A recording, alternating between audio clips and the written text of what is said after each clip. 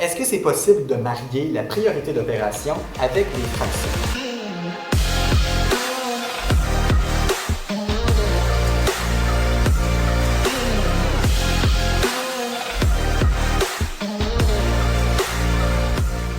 Est-ce que c'est possible de marier la priorité d'opération avec les fractions? La réponse est oui. La priorité d'opération qu'on a appris plus jeune, PEMDAS, elle s'applique toujours quand on est avec des fractions. Il n'y a pas de différence. On se souvient que PEMDAS ou PEDMAS, dépendamment où vous l'avez appris, on se souvient que c'est une convention qui nous permet tout le monde d'arriver à la même réponse face à une équation. Pour se le rappeler, puis pour le démontrer aujourd'hui, je vais appliquer la priorité d'opération à l'équation qui est derrière moi. On va avoir une grande parenthèse dans laquelle il y a 1/2 plus 2/5 fois 1/10. Et tout ça sera divisé par 2. Je vais donc le faire dans l'ordre. D'abord, je suis PEMDAS. Première chose, c'est la parenthèse, le P. Je vais donc faire ce qu'il y a dans la parenthèse. Problème, dans la parenthèse, il y a 2 opérations. L'addition et la multiplication. Laquelle je fais en premier? Je regarde PEMDAS et la multiplication vient bien avant l'addition. Je commence par la multiplication. Multiplier des fractions, on est capable, on sait comment. Je vais faire ça ici. Et pour multiplier des fractions, je vais multiplier les numérateurs et les dénominateurs. J'obtiens 2, 5 fois 10, 50. Je réécris toute l'opération.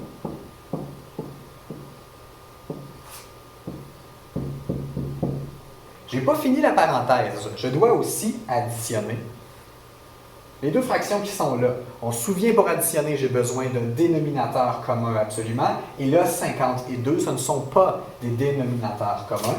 Je vais devoir en trouver un. À mon avis, le plus petit commun multiple entre les deux, c'est 50. Je vais donc réécrire les 2 fractions sous une forme semblable avec le même dénominateur. 2 sur 50, il est déjà sur 50, j'y touche pas. 1/2, je veux le mettre sur 50. Je multiplie donc par 25, parce que c'est ce qu'on veut, et je multiplie par la même chose en haut, parce que je veux une fraction équivalente. La réponse est là. Et maintenant, je suis capable de les additionner. Quand j'additionne 25 sur 50 et 2 sur 50, j'obtiens 27 sur 50. Oups, 27 sur 50. Pas besoin de réécrire les parenthèses. Et maintenant, il me reste une seule opération. On divise par 2. Encore une fois, je vais diviser par 2. Et là, c'est une fraction qui est ici. C'est l'équivalent, quand on est avec des fractions, de multiplier par l'inverse. C'est la même chose que 27 sur 50. Pareil que multiplier par... Et là, je dois inverser 2 entiers. 2 sur 1. Ça devient donc 1/2. Et c'est une multiplication. Donc, 27 fois 1 et 50 fois 2, on obtient 27 sur 100.